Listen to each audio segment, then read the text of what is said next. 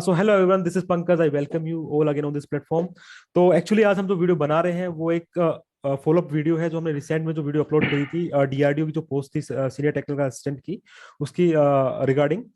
तो जो लोग उस वीडियो को देख चुके हैं वो तो ऑलरेडी मिस्टर अमर के बारे में जानते हैं। जो लोग नए हैं उनके बारे में मिस्टर अमर के बारे में बता दूं मैं कि actually he is senior technical assistant है डीआरडीओ में। तो एक बार फिर से मैं स्वागत करता हूँ अमर आपका इस वीडियो इस प्लेटफॉर्म पे। Thank you very much Pankaj. Thank you. Okay. तो थोड़ा सा फिर से मुझे लगता है कि इंट्रोड्यूस करने की जरूरत पड़ेगी क्योंकि कुछ लोग ऐसे भी होंगे जो नया नए होंगे, व्यूवर्स होंगे। तो थोड़ा सा उनके अपने बारे में बता दीजिए उनको। हाय पंकज। तो मेरा नाम आप लोग को शायद पता होगा अभी तो हाँ। अमरकांत मिश्रा है। ओके। मैंने 2015 में अपना डिप्लोमा दिल्ली से कंप्लीट किया था। दिल्ली में एक पूसा पॉलिटेक्निक था उस टाइम पे, अभी तो नाम ओके। चेंज हो गया है उसका।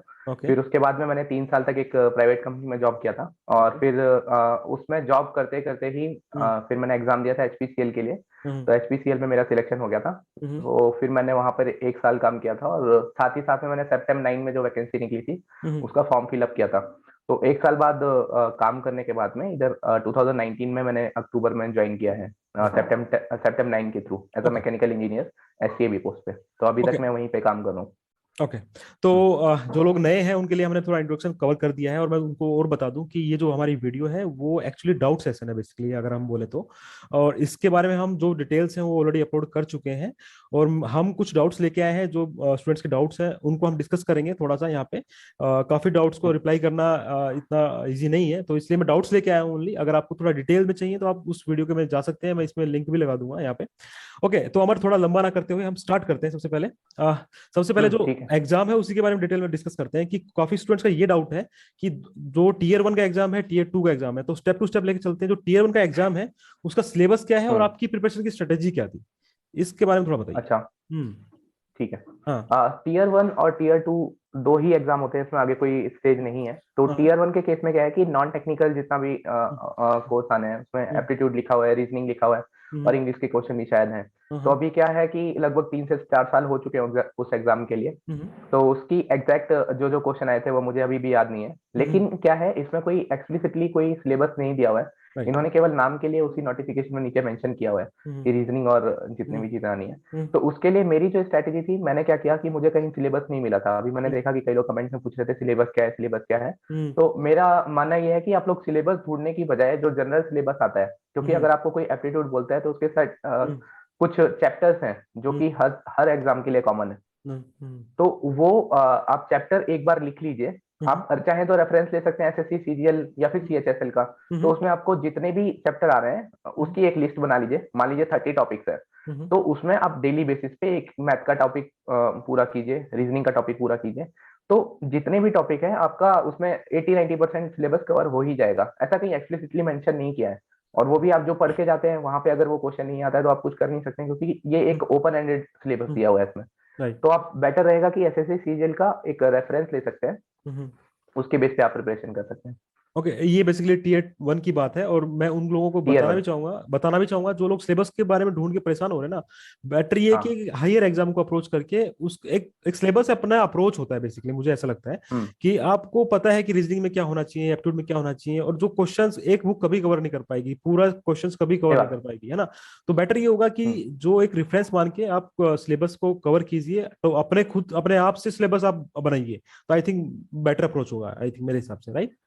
टीयर 1 के लिए मैं ये भी बताना चाहता हूँ कि मैंने क्या किया था, इससे पहले मेरा कोई ज्यादा एक्सपोजर था नहीं गवर्नमेंट जॉब की प्रिपरेशन के लिए। राइट। तो टीयर 1 के लिए जैसे जो मैथ होती है, तो मैथ के लिए मैंने हम्म। यूट्यूब की ही पूरी हेल्प ली थी। आप हम्म। यूट्यूब पे देखेंगे बहुत सारे आपको हम्म। वीडियोस मिल जाएंगे। हम्म। तो आप एक बार टॉपिक लिख लीजिए, उसको डेली बेसिस पे सॉल्व करते जाइए। हम्म। उस टाइम पे मैंने एक गलती की थी कि हम्म। एक सीजीएल के बहुत एक फेमस टीचर है, हम्म। तो उनकी मैंने वीडियो देखना स्टार्ट किया था। तो उसमें प्रॉब्लम क्या हुई कि हम्म। सीजीएल में क्वेश्चन को सॉल्व करने का तरीका अलग होता है हम्म। और इसमें तरीका थोड़ा अलग हुआ, क्योंकि आपके पास में सीजीएल के पास में टाइम कम रहता है। हम्म। ठीक है। हम्म। तो इसमें क्या है कि आपके पास में एम्पल टाइम है, तो आपको क्वेश्चन सॉल्व करना देखना है, आपको टाइम से उतना ज्यादा मतलब नहीं होना चाहिए। ठीक है। तो उस टाइम पे मैंने प्रिपरेशन कर ली थी सीजीएल के हेल्प, सीजीएल की तरह, लेकिन जब मैं एग्जाम में करने गया तो उतनी प्रैक्टिस नहीं थी मेरी। तो मेरी जो जनरल नॉलेज थी उसके बेस पे क्वेश्चन सॉल्व किए थे। तो आप सिलेबस सीजीएल से ले सकते हैं, प्रीवियस ईयर क्वेश्चन भी सिलेबस के ले सकते हैं, सीजीएल के ले सकते हैं, लेकिन आपको उतनी ज्यादा जल्दी करने की जरूरत नहीं है, जैसा कि शॉर्टकट उसमें यूज करते हैं ना सीजीएल में, वो सब करने की जरूरत नहीं है। पहली चीज ये हो गई, आपका एप्टीट्यूड और रीजनिंग के लिए सेम चीज रहेगी। इंग्लिश के लिए भी मैंने सीजीएल के ही प्रीवियस ईयर क्वेश्चन किए थे। मैं सीजीएल को इसलिए बोल रहा हूँ क्योंकि मेरे पास में ज्यादा प्रिपरेशन का कोई आइडिया नहीं था, तो इसलिए मैंने उसको ही मोड ऑफ प्रिपरेशन माना है। सेम चीज जीएस के लिए, इसमें करंट अफेयर्स जो था वो मैं डेली बेसिस पे सुबह कुछ करंट अफेयर्स की वीडियोस आती थी। अभी तो बहुत सारी वीडियो हो गई होंगी 3-4 साल में, तो वो मैं डेली सुनता था। और जीएस के लिए भी जो हिस्ट्री और ये सब है, पॉलिटी, तो ये सब मैंने इसका ही रेफरेंस लिया था, सीजीएल का ही। तो इस तरह से आप प्रिपरेशन कर सकते हैं। सारा कुछ मटेरियल ऑनलाइन अवेलेबल है यूट्यूब पे, अगर आप सर्च करेंगे तो मिल जाएगा। और टाइप ऑफ क्वेश्चन जिस तरह के आए थे उस टाइम पे, आप मेमोरी बेस्ड क्वेश्चन आते हैं। क्या होता है कि जैसे ही एग्जाम कंप्लीट होता है तुरंत उसके बाद में कुछ लोग मेमोरी बेस्ड क्वेश्चन की यूट्यूब पे वीडियो डालते हैं कि जो एस्पिरेंट है उनको जो क्वेश्चन याद है वो तुरंत ही अपने यूट्यूब प्लेटफॉर्म पे डाल देंगे। तो आपको दोनों टीयर्स के लिए, टीयर 1 एंड 2 के लिए यूट्यूब पे डेफिनेटली आपको वो मिल जाएंगे। तो उस क्वेश्चन को आप देख के लेवल ऑफ क्वेश्चन पता कर सकते हैं, ये पता चल जाएगा आपको इससे। और लेवल ऑफ क्वेश्चन मुझे लगता है कि वेरी भी कर सकता है, क्योंकि 4 साल पहले ये एग्जाम हुआ था, वेरी ऑब्वियसली। हाँ, तो आप ये रिलाई भी मत करना कि भाई इस ऐसा लेवल तो ऐसा ही रहेगा। और नंबर ऑफ पोस्ट के हिसाब से, नंबर ऑफ वैकेंसीज के हिसाब से भी ये सब चीजें वेरी करती हैं। बट एक जनरल आइडिया आपको लग सकता है। दूसरा एक सोर्स, जैसे अमर ने बताया था मुझे पहले, क्योरा पे भी आप सर्च करेंगे तो आपको एक चीज, ये क्वेश्चंस मिल सकते हैं, आपको डाउट्स मिल सकते हैं, इस तरह की चीजें मिल सकती हैं ना। दूसरा जो हम इसमें डिस्कस कर रहे हैं कि अमर की क्या स्ट्रेटेजी थी, है ना, तो मैं ये भी बोलना चाहूंगा यहाँ पे कि टू बी होनेस्ट, कि एकदम अमर की स्ट्रेटेजी को फॉलो ना करिए, आपके अकॉर्डिंग भी देखिए कि क्या आपको सूट कर रहा है। जैसे मैं एक एग्जांपल देना चाहूंगा आपको कि अगर आपको लगता है कि कोई यूट्यूब पे वीडियो है, राइट, तो मे बी वो वीडियो आपको सही ना लगे, किसी दूसरे को सही लगे, तो रिकमेंडेशन इस तरह से नहीं होता है, ठीक है। तो आपको जो सूट कर रहा है उसको भी देखिए। तो एक चीज और मैं पूछना चाहूंगा अमर आपसे कि कुछ स्टूडेंट्स पूछ रहे हैं, जैसे हमारा आपका बैकग्राउंड मैकेनिकल था, तो कुछ स्टूडेंट्स पूछ रहे हैं तो मैथमेटिक्स में क्या आएगा, केमिस्ट्री में क्या आएगा, उस तरह की जो डाउट्स है उसको आप क्या बोलेंगे? इस तरह के क्वेश्चन पिछली वाली वीडियो में जो आए थे उसमें मैंने कोशिश की थी कि कमेंट में सबको एड्रेस करूं, लेकिन कई लोग अदर ब्रांचेस से भी आए थे, तो उनके लिए क्या है कि जो मैथमेटिक्स ब्रांच है इससे रिलेटेड कोई मेरे इंटरेक्शन में भी कोई एचटीएबी नहीं है। मैंने पता करने की कोशिश की लेकिन मुझे कोई मिला नहीं। तो बेस्ट ऑप्शन ये अवेलेबल है कि आप गूगल पे जाइए, आप सर्च करिए मेमोरी बेस्ड क्वेश्चन एचटीएबी, फिर इसमें आपका मैथमेटिक्स का आप सर्च कर सकते हैं, या फिर ब्रांच वाइज जो भी आपको चाहिए। मैकेनिकल के अवेलेबल है, बाकी ब्रांचेस के मैंने सर्च नहीं किया तो मुझे मिले नहीं ऑब्वियसली। तो आप सर्च कर सकते हैं मेमोरी बेस्ड क्वेश्चन। काफी सारे चैनल हैं जिन्होंने 3 साल पहले की वीडियो के डाल रखे होंगे। तो अगर आपको वो मिलता है तो बेस्ट है, वही तरीका है ढूंढने का, वो अच्छा तरीका है। तो इसमें आपको कोरा पे भी मिल सकते हैं और यूट्यूब पे भी मिल सकते हैं, और अदर सोर्स भी हो सकते हैं, अगर आप फाइंड करेंगे तो आपको मिल सकते हैं। तो और बेसिकली ये चीजें रिलाय नहीं करना है किसी भी चीज पे, जनरल सिलेबस को जनरल अप्रोच की तरह फॉलो अप करना है और प्रिपरेशन को थोड़ा स्ट्रॉन्ग बनाना है, रादर ये ढूंढते रहना है। ढूंढते रहने में भी सब कुछ नहीं हो जाएगा। अच्छा, एक चीज और मैं पर्टिकुलरली पूछना चाहूंगा आपसे कि जैसे आपका मैकेनिकल ब्रांच था, तो जो टीयर 2 का एग्जाम था, तो कुछ स्टूडेंट्स का डाउट आया, मुझे नहीं पता इसका आंसर करना चाहिए नहीं करना चाहिए, कि कुछ पर्टिकुलर सब्जेक्ट बताने के लिए बोल रहे हो, तो उसके बारे में आप क्या बोलना चाहिए? मतलब आप बोले इम्पोर्टेंट, कोई इम्पोर्टेंट, इससे ज्यादा क्वेश्चन आता है ऐसा? ऐसा तो होता वही नहीं है। एक डाउट है कि हाँ, तो 3 साल अभी हो चुके हैं उस चीज को। पहली बात तो मैं वो ब्रेकअप भूल चुका हूँ कितने क्वेश्चन आए थे। हाँ, एक चीज बताना चाहूंगा टीयर 2 के लिए, जो लोग मैकेनिकल इंजीनियरिंग को फॉलो करते हैं उनको पता होगा, जो डिप्लोमा होल्डर है उससे। तो उसमें क्या है कि डिप्लोमा लेवल पे 2 बुक है, जैसे मुझे पिछली बार याद नहीं था, वो आर.के. जैन बुक है दूसरी वाली, और एक आर.एस. कुर्मी है। तो आर.के. जैन काफी मोटी बुक है, मैंने आर.एस. कुर्मी केवल पढ़ी थी। तो उसमें क्या हुआ था, इन बुक्स को पढ़ने के बाद भी उसमें से कई सारे क्वेश्चन नहीं आए थे, राइट, ठीक है। तो मेरे साथ में पॉजिटिव पॉइंट क्या था कि मुझे बेसिक्स क्लियर थे, मैंने केवल आर.एस. कुर्मी पढ़ी थी, लेकिन आर.के. जैन और आर.एस. कुर्मी से क्वेश्चन नहीं आए थे। उसमें क्या हुआ था, उस टाइम पे जितने लोग इसको पढ़ के गए थे, ठीक है, वो लोग परेशान हो गए थे, उन्हें लगा कि सारे क्वेश्चन इससे ही आने थे, लेकिन उस टाइम पे वो क्वेश्चन नहीं आए थे। काफी मतलब अंडरस्टैंडिंग वाले क्वेश्चन आए थे। एक क्वेश्चन मुझे याद है कि जैसे जब कार्बोरेटर किसी गाड़ी में अगर फिट है, किसी कार में या बाइक में, तो वो अगर सी लेवल तक जाती है, तो नॉर्मल लेवल से सी लेवल तक जाने पे उसका मिक्सचर जो है वो रिच होगा या लीन होगा। तो इस तरह के अंडरस्टैंडिंग के क्वेश्चन थे।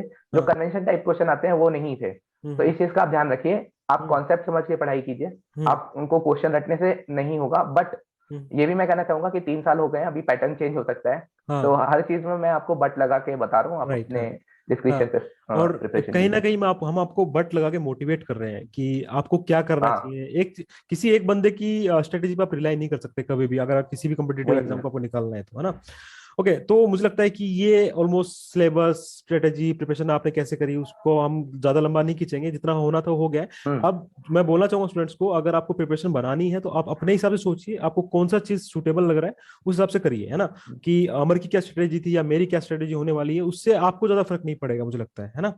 और अब का टाइम अलग है, अब पहले का टाइम अलग था, ठीक है। तो अब नेक्स्ट डाउट जो है वो बड़ा डाउट वो ये है कि नो नेगेटिव मार्किंग जैसे बताया गया है नोटिफिकेशन में, हाँ, नेगेटिव मार्किंग नहीं है। तो क्वेश्चन ये पूछा जा रहा है कि क्या सारे क्वेश्चन करने चाहिए, क्या नॉर्मलाइजेशन में कुछ फर्क पड़ता है इन चीजों का। अ, ऐसा था कि हम्म। ये one of the rarest exam है जिसमें नेगेटिव मार्किंग नहीं है। राइट। हाँ। ठीक है। हम्म। तो मेरे टाइम पे क्या हुआ था, हम्म। और मेरा मानना अभी भी है हम्म। कि आप पहले नेगेटिव मार्किंग पे ध्यान मत दीजिए, अभी नेगेटिव मार्किंग नहीं है इसमें। तो हम्म। आपकी कोशिश होनी चाहिए कि जितने क्वेश्चन आप सॉल्व कर पा रहे हैं सारे क्वेश्चन सॉल्व कीजिए। ओके। रही बात नॉर्मलाइजेशन की, हम्म। तो अगर आप मान लीजिए 100 क्वेश्चन है, 100 में से 70 क्वेश्चन अटेम्प्ट करते हैं, हाँ। ठीक है। हम्म। तो अगर आप 30 क्वेश्चन इस वजह से छोड़ देते हैं कि नॉर्मलाइजेशन में आपको एज मिलेगा, तो उसका मेरे हिसाब से फायदा नहीं है। राइट। हाँ। तो अगर आप उसकी बजाय 30 हाँ। क्वेश्चन सॉल्व करेंगे, उसमें अगर 30 में से आपके 15 क्वेश्चन ठीक हो जाते हैं, 10 क्वेश्चन भी ठीक हो जाते हैं, तो हम्म। भी आपका मेरे हिसाब से नॉर्मलाइजेशन से ऊपर ही मार्क्स आएंगे। राइट। या हाँ। तो बाकी आप जो इस प्रिपरेशन में जो कंटिन्यूअसली लोग इन्वॉल्व हैं, हाँ। इससे रिलेटेड क्वेश्चन आप उनसे पूछेंगे तो बेटर रहेगा। हम्म। क्योंकि नॉर्मलाइजेशन का एक्चुअल फॉर्मूला कैसे काम करता है वो मैंने अभी इसमें देख हम्म। नहीं पाया है। हाँ। तो इसलिए मेरे हिसाब से आप जितने ज्यादा क्वेश्चन ठीक करेंगे, जितने ज्यादा क्वेश्चन अटेम्प्ट करेंगे उतना बेटर है, क्योंकि इसमें राइट। Negative right. मार्किंग नहीं है। और उसके भी नंबर ऑफ मेथड्स हैं कि आपको कैसे क्वेश्चन अटेम्प्ट करने वही चाहिए है। कैसे नहीं करने चाहिए। आप थोड़ा सा आपकी स्ट्रेटेजी को थोड़ा बनाएंगे तो ये सब आपको क्लियर हो जाएगा। राइट। हम्म। ओके, तो ये पॉइंट भी हमने क्लियर कर लिया है। दूसरा एक जो पॉइंट है, मुझे लगता है कि कुछ स्टूडेंट्स एलिजिबिलिटी के बारे में पूछ रहे हैं, तो मुझे समझ में नहीं आ रहा क्यों पूछ रहे हम्म। हैं, क्योंकि ऑलरेडी फॉर्म एक्सेप्ट हो चुके हैं, जिनका रिजेक्शन हो चुका है उनका हो हम्म। चुका है, जिनका एक्सेप्टेंस हो चुका है हम्म। वो हो चुका है। तो नेक्स्ट जब ये वैकेंसीज आएंगी तो हम दोबारा से कवर अप करेंगे कि किसको नहीं करना चाहिए किसको नहीं करना चाहिए। तो अभी जो फोकस करने का जो मुद्दा है वो ये है कि कैसे प्रिपरेशन करना चाहिए और कैसे एग्जाम को अप्रोच करना चाहिए बेसिकली, है ना। और दूसरा एडमिट हम्म। कार्ड के लेके भी कुछ लोग बोल रहे हैं कि एडमिट कार्ड कब आएंगे, तो ये बेसिकली डिपेंड करता है डीआरडीओ के ऊपर कि कब आएंगे, तो वो सब हाँ, हम नहीं बता obviously। सकते। दूसरा एक क्वेश्चन हाँ, किसी ने पूछा था इसमें कि मैं प्रिंट नहीं ले पाया अपने एप्लीकेशन फॉर्म का, तो उसके लिए क्या हम्म। है, तो कुछ उसको दिक्कत होगा आगे।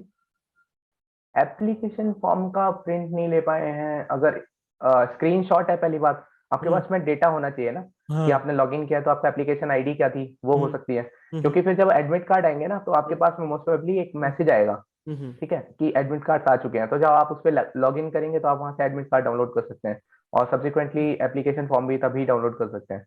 ओके। तो इससे इससे रिलेटेड मेरे पास तो कोई अभी आंसर है नहीं। वैसे एक आप देख जनरल सकते जनरल हैं। आंसर मैं दे देता हूँ इसके लिए कि अगर आपके पास हम्म। आपने कुछ भी अपने फिलअप किया है तो कुछ तो आपके पास एटलीस्ट होना चाहिए कि ईमेल आईडी, मोबाइल नंबर, और फिर या। आप डीआरडीओ को ऑफिशियल मेल करके आप अपना ले सकते हैं। ज्यादा हम्म। दिक्कत नहीं होगा जहां तक मुझे लगता है। अपनी प्रिपरेशन पे ध्यान दीजिए अभी।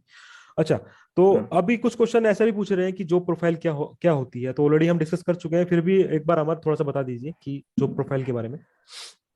हम्म। जॉब प्रोफाइल के लिए अलग अलग ब्रांचेस में कई सारी पोस्ट हैं। इसमें पहली बात हम्म। एसकेबीज के लिए, हम्म। तो इसमें क्या है कि आपको जूनियर इंजीनियर लेवल पे लगाया जाएगा। ठीक है। हम्म। मतलब कहने के लिए जो लेवल है ये जूनियर इंजीनियर के इक्विवेलेंट है। ओके। तो इसमें क्या होता है कि आपका जो काम रहेगा, हम्म। आपके नीचे हायरार्की में कई सारे लोग हैं, आपके हम्म। ऊपर कई सारे लोग हैं। तो हम्म। आपका काम क्या है, आपको जो पर्टिकुलर काम दिया जा रहा है, हम्म। तो इसमें आपका काम हो सकता है कि लोगों को मैनेज करना। ठीक हम्म। है। कई तरह के काम होते हैं, जैसे हम्म। कोई भी एग्जांपल लेते हैं कि हम्म। मतलब क्वालिटी से रिलेटेड जो काम होता है हम्म। इंजीनियरिंग में, हम्म। मैकेनिकल इंजीनियरिंग जो क्वालिटी होती है उसमें हम्म। आपको इंस्पेक्शन करने में आप हम्म। यूज कर सकते हैं, हम्म। या तो फिर प्रोडक्शन मैनेजमेंट में काम आ सकता है आपका। तो ओके। आपका बेसिकली काम लोगों को, साइंटिस्ट को सपोर्ट करना, हम्म। और वो भी जो मतलब काम आपको अलॉट करते हैं वो काम करना है। लेकिन ये चीज हम्म। हाईली वेरी कर सकती है, क्योंकि यहाँ पे लगभग मोर देन 50 लैब्स हैं। तो हाँ। इसमें क्या होता है कि आपके ऊपर कितनी वैकेंसी है, आपके नीचे कितने लोग हैं, तो हम्म। ये चीज हाईली वेरी कर सकती है। राइट। बस बट ओवरऑल इसमें हम लोग कह सकते हैं कि आपको मैनेज करने के लिए कुछ लोग नीचे हो सकते हैं और नहीं भी हो सकते हैं। तो राइट। जनरल टाइप का काम है जो कि जेई लेवल का काम है। राइट। बाकी आप अगर हम्म। इससे चाहेंगे तो एसएससी जेई से भी थोड़ा सा आप मैच कर सकते हैं, कि उनका जिस तरह का काम रहता है। हम्म। तो इसमें किसी एक पोस्ट पे कुछ कह नहीं सकते हैं, काफी वेरिंग नेचर ऑफ वर्क है यहाँ पे। Okay. With in one lab भी, और काफी सारी लैब्स हैं, तो टाइप ऑफ वर्क बहुत अलग है। Okay okay. तो ये जो प्रोफाइल के बारे में हमने वहाँ पे दूसरी वीडियो में भी डिस्कस किया है और उसमें प्रमोशंस के हम्म। बारे में भी डिस्कस किया है, वो आप देख सकते हैं। अच्छा, नेक्स्ट पॉइंट ये है अमर कि मेडिकल प्रोसेस के बारे में भी काफी स्टूडेंट्स ने डाउट लिखा है वहाँ पे कि मेडिकल हम्म। प्रोसेस में क्या होता है। और दूसरा कुछ एक किसी ने हम्म। लिखा था कि मेरा आई साइट कुछ कम है, 5/5 है, हम्म। तो उसके लिए क्या प्रोविजन हम्म। है, प्लीज। आई साइट में पहली बात तो मेडिकल में बता देता हूँ आपको। ओके। हम्म। हम्म। तो क्या हुआ था कि जैसे ही मैंने फॉर्म को फिल करने के बाद में टीयर 2 का रिजल्ट जब आया, टीयर 1 क्लियर हुआ, टीयर 2 का रिजल्ट जब आया, तो उसके कुछ दिन बाद मेरे घर पे एक लेटर आया नॉर्मल, मतलब कि उसमें बताया गया कि आपका सिलेक्शन हो चुका है। फिर उसके बाद में हम लोग को वेट करना था कि कौन सी लैब अलॉट हुई है आपको, ठीक है। तो उस पर्टिकुलर लैब से हर एस्पिरेंट के पास में लेटर जाएगा घर पे कि ये चीज है, मतलब आपका यहाँ पे सिलेक्शन हुआ है, उस लैब की तरफ से वो आएगा लेटर आपके पास में। उस लेटर के साथ में ही आपके पास में मेडिकल फॉर्मेट आया था, मतलब मेरे पास में मेडिकल फॉर्मेट आया था, ओके। जो कि मुझे फिल करने के बाद में जो अपना डिस्ट्रिक्ट का जो सीएमओ होते हैं उनसे मुझे अप्रूव कराना था। फिल करना मतलब उनके पास में जाके सारे चेकअप कराने के बाद में उनका अप्रूवल लेना था उसपे, और उनकी सील चाहिए थी। तो वो सारा प्रोसेस आपको सब्सिक्वेंटली पता चल जाएगा। लेकिन हम लोग के टाइम पे ऐसा हुआ था कि हम लोगों को मेडिकल के लिए लैब में जाने की जरूरत नहीं थी। ओके। उन्होंने वो डॉक्यूमेंट हमारे पास भेजा था, हम लोगों को सीएमओ सर से साइन कराने थे, चीफ मेडिकल ऑफिसर जो आपके डिस्ट्रिक्ट में रहते हैं उनसे साइन करा के सारी रिपोर्ट अटैच करने के बाद में उसको हम लोगों को वापस हमारी लैब में भेजना था, ठीक है। तो ये एक इशू हो गया। तो ये चीज क्लियर हो गई कि अभी मेडिकल हम लोग को कैसे होता है। दूसरा प्रोसेस क्या है कि जो आंख की बात कर रहे हैं, तो इसमें नोटिफिकेशन में भी दिया है कि आपको एग्जैक्टली उसमें क्या दिया है मुझे याद नहीं है, लेकिन आंख आई साइड से आपको कोई प्रॉब्लम नहीं आनी चाहिए, क्योंकि मैं भी चश्मा यूज ही कर रहा हूँ। आपका चश्मा लगाने के बाद में, स्पेक्स लगाने के बाद में आपका जो नंबर है वो 6/6 होना चाहिए। इसका मतलब ये है कि आपको स्पेक्स लगाने के बाद में दिखना सही से चाहिए। लेकिन अगर आपका नंबर ज्यादा भी है तो आपको टेंशन लेने की जरूरत नहीं है, आप आराम से एग्जाम ट्राई कीजिए, क्योंकि इसमें जो हमारे दिव्यांगजन है उनके लिए भी सीट्स हैं काफी सारी। राइट। हाँ। कहने का मतलब यह है कि ये रेलवे तरह की जॉब नहीं है, जैसे रेलवे में होता है कि लोको पायलट या फिर जेई होते हैं, उनके लिए कई बार आपको आई साइड परफेक्ट होनी होती है, राइट। लेकिन इसमें उस तरह का काम नहीं है, तो आपको डरने की जरूरत नहीं है। राइट। राइट। ये कोई इशू नहीं है इसमें। हाँ, मुझे लगता है ये पॉइंट अभी क्लियर हो चुका है ऑलमोस्ट। ओके, तो एक हम्म। क्वेश्चन और जो स्टूडेंट्स ने पूछा था कि टीयर 1 और टीयर 2 के बीच में कितना गैप होता है, और टीयर 2 का के बाद कितना टाइम लगता है रिजल्ट आने में, ऐसा कुछ आपके टाइम में क्या हुआ था? रिजल्ट एक्चुअली मैं हाँ। एक काम करता हूँ, आपको जितने भी डॉक्यूमेंट होंगे मेरे पास, मैं उसमें डेट देख के हाँ। आपको कमेंट। मैं बता दूंगा। हाँ। तो कमेंट। आप या हाँ। तो आप डिस्क्रिप्शन में दे सकते हैं या तो फिर कमेंट में आप पिन कर राइट। दीजिएगा, उसमें डिटेल मिल जाएगी। Okay okay. हम्म। और वैसे मैं ये क्वेश्चन भी कवर कर चुका हूँ कि डीआरडीओ में क्वार्टर मिलता है नहीं मिलता है, अमर ने भी रिप्लाई किया था इसका कि एक बार फिर से हम हाँ। बात कर लेते हैं इसके बारे में, प्लीज। क्वार्टर के लिए ऐसा है कि आपको डीआरडीओ हो या फिर कोई और गवर्नमेंट ऑर्गेनाइजेशन होती है, उसमें आपको रहने के लिए क्वार्टर्स दिए जाते हैं, ठीक है। तो क्वार्टर्स का पर्पस क्या है कि आपको मोस्ट प्रोबेबली वो लोग आपके लैब के पास में ही रखेंगे, ठीक है। तो ये आपका सिटी टू सिटी वेरी करता है। तो जो आपको एचआरए मिलता है, हाउस रेंट अलाउंस मिलता है, वो अगर आप क्वार्टर ले रहे हैं तो वो आपको नहीं मिलेगा, पहली बात। ओके दूसरी बात क्या है कि आपकी लैब पे भी डिपेंड करता है। जैसे आपकी लैब मान लीजिए अगर दिल्ली में है ओके या फिर बैंगलोर में है या ओके। फिर पुणे में है कहीं पे, तो वहां के लोग प्रेफर कितना करते हैं क्वार्टर्स में रहना, ठीक है। ओके। हाँ। तो इसका मतलब क्या है कि कितनी बड़ी आपकी टाउनशिप है और कितने लोग प्रेफर कर रहे हैं टाउनशिप में रहना, उस पर डिपेंड करेगा कि वैकेंसी अवेलेबल है कि नहीं, पहली बात। राइट। दूसरी बात क्या है कि अगर वैकेंसी अवेलेबल है तो आपको ऑब्वियसली क्लास 3 टाइप 3 क्वार्टर्स मिलते हैं एसटीएबी की पोस्ट पे।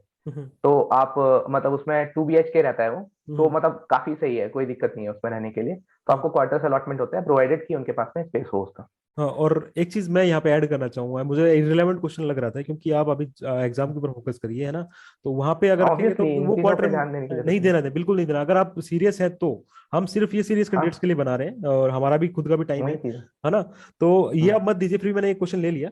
लोकेशन ऑफ जॉब क्या होगी, ये भी मुझे लगता है इररिलेवेंट है, ये बाद में सब डिपेंड करता है। आपका पास जॉब हो जाएगी तो मुझे लगता है आप कहीं भी काम करने के लिए तैयार रहेंगे, है ना। तो वो सब चीजें हम्म। आपको करना पड़ेगा, ठीक है। तो ऑलमोस्ट हमने सब कुछ क्वेश्चन कर लिए हैं। मैं एक बार फिर से हम्म। देख लेता हूँ। एलिजिबिलिटी ठीक वाला है। मुझे लगता है कुछ है नहीं। एक कट ऑफ के बारे में थोड़ा पूछना चाह रहे हैं स्टूडेंट्स कि कट ऑफ के बारे में क्या। कट ऑफ के लिए, हाँ। हाँ, कट ऑफ के लिए जो टीयर 1 की जो कट ऑफ थी, हम्म। आ, उसमें हम लोगों के टाइम पे 150 क्वेश्चन का पेपर था, हम्म। जिसमें 1 मार्क्स ईच था। हम्म। तो उसमें 115 115 की कट ऑफ गई थी। ओके। ठीक है, तो 150 में से 115 आपको मार्क्स लाने थे, जबकि नेगेटिव मार्किंग नहीं है। ओके। तो उसके हिसाब से ये ठीक था, बट पिछली बार वन सीट के लिए 10 लोगों को सिलेक्ट किया गया था टीयर 2 के लिए। ओके। लेकिन इस बार शायद वो रेशियो 1:8 का है। 1:8 तो ये है आपको देखना पड़ेगा, कट ऑफ वो इंक्रीज हो सकती हाँ, है। एडवर्टाइजमेंट में दिया हुआ है, क्लियरली मेंशन है कि हाँ टीयर 1 के बाद कितने लोग जाएंगे, टीयर 2 के बाद कितने लोग जाएंगे, तो ये हाँ क्लियरली मेंशन है। और उसके बाद एग्जाम डेट का भी हम बता नहीं सकते, डीआरडीओ और डीआरडीओ पे डिपेंड करता है। लेवल ऑफ क्वेश्चन इन्होंने हाँ कवर कर दिया है, लेवल ऑफ क्वेश्चन क्या होंगे, और ये भी मेरे हाँ। हिसाब से वेरी करेगा कि क्या होगा। और कुछ स्टूडेंट से आपका ईमेल आईडी भी मांगा है, उसके बारे में आप क्या बोलेंगे? ईमेल आईडी देना, देखिए मतलब वो थोड़ा सा फिजिबल भी नहीं है। आपको जो क्वेश्चन पूछने हैं आप इसी हाँ। वीडियो में नीचे कमेंट कीजिए, मैं उसका पूरा पूरा कोशिश करूंगा हाँ। रिप्लाई करने की। पिछली बार भी हमने कई सारी कमेंट्स पे इंडिविजुअली हाँ। जाके रिप्लाई किए हैं। हाँ। और तो एक चीज इसमें रह गई थी अभी, जो हाँ। टीयर 2 वाला था ना। हाँ। हाँ टीयर प्लीज। 2 के लिए कट ऑफ मैकेनिकल इंजीनियरिंग में 69 थी आउट ऑफ 100। हम्म। ठीक है, तो हाँ। ये नेगेटिव मार्किंग ना होने के बावजूद है, हाँ। क्योंकि इसरो में भी जब पहले एग्जाम होते थे उस टाइम पे 60 मार्क्स का कुछ क्वेश्चन था, मुझे याद है थोड़ा हाँ। बहुत, कि हाँ। उस टाइम पे 52 55 कट ऑफ जाती थी। हम्म। मतलब कट ऑफ केवल उसको क्लियर करने के लिए। हाँ। तो कहने का मतलब पेपर का लेवल आप देखिए कि जब नेगेटिव मार्किंग नहीं थी तब भी 69 मार्क्स की कट ऑफ आई है। हाँ। तो इसलिए आप एक बार मेमोरी बेस्ड क्वेश्चन पे जाइए, हम्म। अपना एक पर्सपेक्टिव बनाइए उन क्वेश्चंस को देख के। तो हम्म। जिस बंदे को प्रिपरेशन सही से जो सीरियसली कर रहे हैं, वो हम्म। लोग डेफिनेटली वो सारे क्वेश्चन इकट्ठा करके देखेंगे एक बार। Right, right, right. तो ये मेरा। हम्म, और एक एक क्वेश्चन और पूछा है कि स्टूडेंट ने कि मान लो उसका डीआरडीओ में सिलेक्शन हो जाता है और बाद में किसी और हम्म। गवर्नमेंट जॉब की वो प्रिपरेशन कर पाएगा। ये तो मुझे नहीं लगता कि ये पूछने वाला क्वेश्चन है, या फिर उसको दूसरा जॉब लग जाता है तो क्या वो छोड़ सकता है? कोई बॉन्ड तरह का कुछ तो होता है वहां पे डीआरडीओ में? हाँ, हम्म। डीआरडीओ में हमारे लेवल पे मतलब एसटीएबी लेवल पे किसी तरह का कोई बॉन्ड नहीं है। हम्म। ऑल्दो ये जॉब इतनी ठीक है कि आपको हाँ। प्रिपरेशन करने की कोई रिक्वायरमेंट नहीं होनी चाहिए आगे। हाँ। But even if you want to prepare for another job, hmm. तो भी आप कर सकते हैं, क्योंकि इसमें अभी के लिए 5 डे वर्किंग है। हम्म। तो एम्पल टाइम है, अगर आप चाहें तो कर सकते हैं, वैसा कोई हम्म। बॉन्ड का इश्यू नहीं है हाँ, बस बेसिकली इसमें। क्वेश्चन यही है कि लेकिन आपको बॉन्ड बॉन्ड है या नहीं है। लेकिन आपको हम्म। परमिशन लेनी पड़ेगी वहां से, पहली बात। हम्म। परमिशन लेनी पड़ेगी ऑफिस से, अगर हम्म। वो परमिशन प्रोवाइड करते हैं तो हाँ। आपको प्रिपरेशन कर सकते हैं। और हम्म। लोड की बात अगर आप कर रहे हैं तो फिर से मैं वही कहूंगा हम्म। कि काफी ज्यादा वेरिएबल जॉब है। हम्म। अगर मेरे पास लोड नहीं है तो मेरे कलीग्स हैं उनके पास में काफी लोड है, अगर उनके पास में कम लोड है, मेरे हम्म। पास में ज्यादा लोड है, तो कुछ इसमें हम्म। कुछ कह नहीं सकते हैं। हम्म।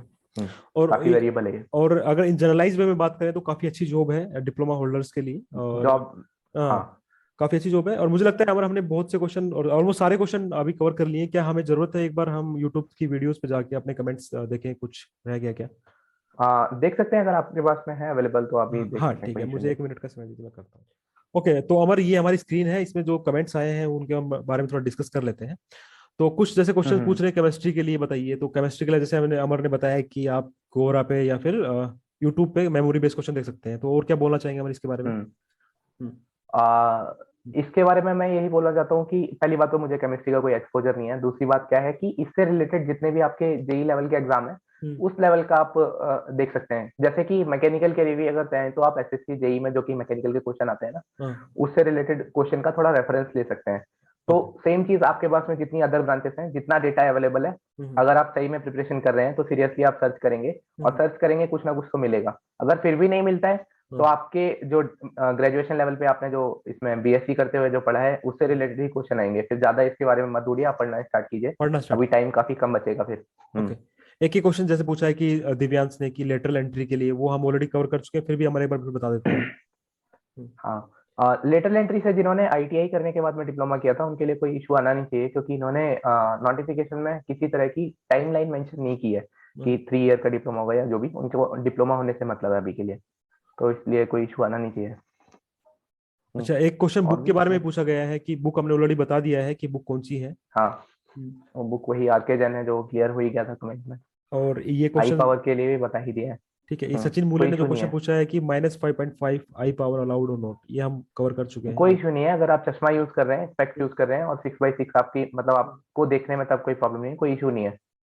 ओके, सब लोग थैंक यू बोल रहे हैं आपको, तो हम्म। मैं भी बोलना चाहूंगा आपको थैंक यू यहाँ पे। अरे, थैंक यू वेरी मच। मेरे हिसाब से इस वीडियो की रीच अच्छी हुई है, मतलब फायदा यह है कि कई लोगों को इसके बारे में इंफॉर्मेशन मिली। मतलब हाँ। काफी थैंक यू आपको भी क्योंकि आपके माध्यम से मेरी एक्सपीरियंस हाँ। लोगों को जानने को मिला। अच्छा, विकास थैंक पांडे यू जी ने सर। थोड़ा सा क्रिटिसाइज किया है कि थैंक यू सर, इस वैकेंसी से रिलेटेड वैल्यू अवेलेबल इन्फॉर्मेशन बहुत बहुत अच्छा, नहीं क्रिटिसाइज नहीं किया है, थैंक यू बोला है। क्रिटिसाइज किसी और ने अरे किया अरे है हाँ। कि क्रिटिसाइज किया है कि आपने इन्फॉर्मेशन प्रिपरेशन के बारे में नहीं बताया, तो वो भी हम बता दिए हैं इस बारे इस वीडियो में। हाँ, वो तो वही लॉजिक बात हाँ वही है कि देखिए, हाँ। अगर एग्जाम एसएससी जेई जैसा है तो मैं भी उसके साथ में मतलब कन्वर्सेंट रह सकता हूँ, क्योंकि हर साल एग्जाम आता है। ओके। बट डीआरडीओ का 3-4 साल के बाद में आया है, तो आपको खुद की अपनी स्ट्रेटेजी बनानी पड़ेगी। जो राइट। बुक्स मैंने पढ़ी थी वो आपको बता दी है, हाँ। बाकी आप जब मेमोरी बेस्ड क्वेश्चन देखेंगे तो आपको अपने आप पता लग जाएगा। ओके। तो मुझे लगता है सब लोग हम्म। थैंक यू बोल रहे हैं। उसके अलावा मैकेनिकल से रिलेटेड हमने हाई रेटेड सब्जेक्ट भी कवर कर लिए हैं, कवर नहीं किए हैं हाँ, बेसिकली, इसमें कवर तो करने का कोई मतलब है वो नहीं। आप जब हम क्वेश्चन देखेंगे आप खुद समझ जाएंगे। हाँ हाई रेटेड क्वेश्चन ऐसा कुछ नहीं बोल सकते। हाँ। लेटरल एंट्री वाला फिर हम्म। से आया डाउट, तो वो भी हमने कवर कर लिया है। क्लियर हो ही गया। मैथमेटिक्स का भी डाउट भी क्लियर कर लिया है ना। सेम चीज है, हाँ। ओके। आपके आई थिंक भाई है ये, हिज अरे, मेंटर दोस्त है आई थिंक, ललित चौहान। दोस्त है, क्लासमेट है मेरा ललित। ओके। टीयर टू का लेवल ऑफ क्वेश्चन कैसा होता है, ये कमांडो आर्या ने पूछा है। हाँ, इसके लिए मैं बताना चाहता हूँ, मैंने पहले भी जैसे बताया आपको कि हम्म जितने लोगों ने केवल आरके जैन और R S Kurmi hmm kind of जिन्होंने रटी हुई थी, जिनको बेसिक्स क्लियर नहीं थे, हम्म उनके लिए मतलब उनके भी नंबर काफी अच्छे आए हैं, बट 69 की कट ऑफ थी मैकेनिकल में। हम्म कई बार वो 60 के पास रह गए। हम्म तो मेरे भी सॉरी, हम्म 67 की कट ऑफ थी और हम्म, मेरे 69 मार्क्स आए थे। अच्छा। और मेरी लैब में जितने लोग मेरे साथ में थे, कई हम्म लोगों के 69 मार्क्स आए हैं। ओके। कहने का मतलब ये है हम्म कि जो भी आप प्रिपरेशन कर रहे हैं उसके बेसिक्स को समझिए, तो ओके। किसी भी तरह का क्वेश्चन आए आप कर सकते हैं। ओके। तो बेसिक को समझते हुए क्वेश्चन सॉल्व कीजिए। और एक तेजस जी ने क्वेश्चन पूछा है कि होम पोस्टिंग मिलती है क्या, ट्रांसफर कितने साल बाद होता है। होम हम्म पोस्टिंग के लिए कहने का मतलब है कि अगर आपने मैकेनिकल इंजीनियरिंग के फिल किया है, तो हम्म उसमें जितने भी ऑप्शन दे रखे हैं नोटिफिकेशन में साइड में कि हम्म ये सिटीज में अवेलेबल है, तो आपको एक प्रेफरेंस फिल करने के लिए मोस्ट प्रोबेबली आएगा इसमें, जो कि हमारे टाइम पे भी आया था। तो आप उसमें प्रेफरेंस भर सकते हैं।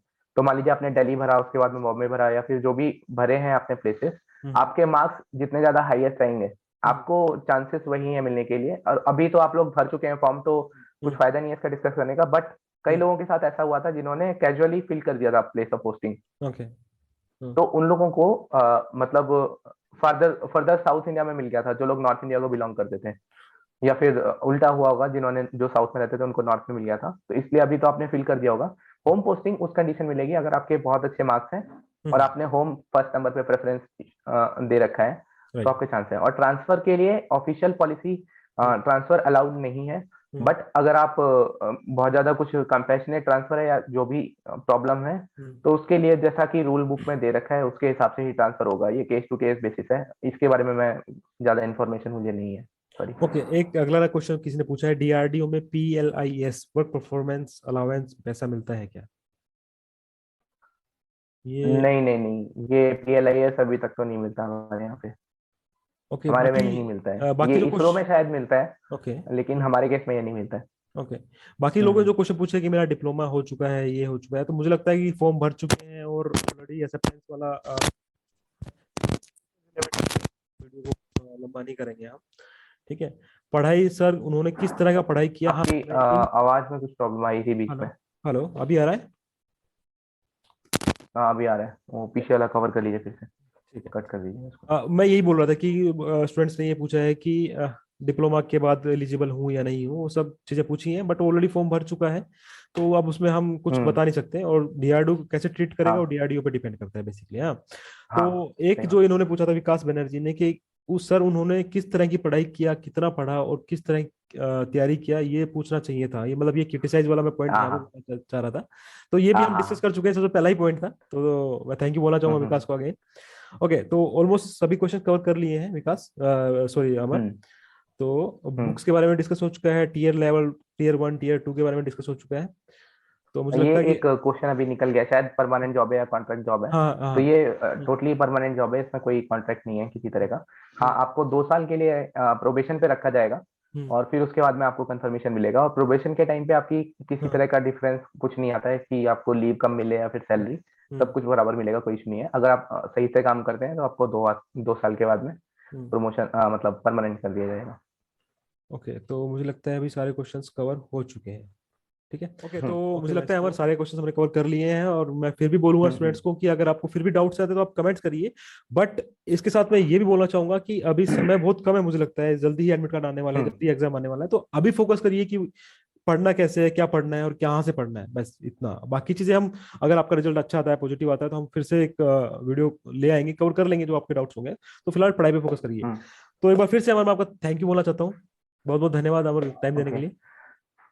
थैंक यू मैनेज, कोई बात नहीं, मैं तो खुश हूँ अगर किसी के क्वेश्चन है मेरे से सॉल्व हो जाते हैं तो बढ़िया ही है, हाँ, कंफ्यूजन नहीं रहना चाहिए बस किसी तरह ठीक है। का। और हम एक वीडियो और लेके आएंगे जिसमें हम टेक्नीशियन के बारे में कवर करेंगे, तो उसमें हम बस बेसिक हाँ। इन्फॉर्मेशन बताएंगे, क्योंकि वो टेक्नीशियन के बारे में भी काफी स्टूडेंट्स क्वेश्चन पूछ रहे हैं। Okay, so thank you again, मिलते हैं नेक्स्ट वीडियो।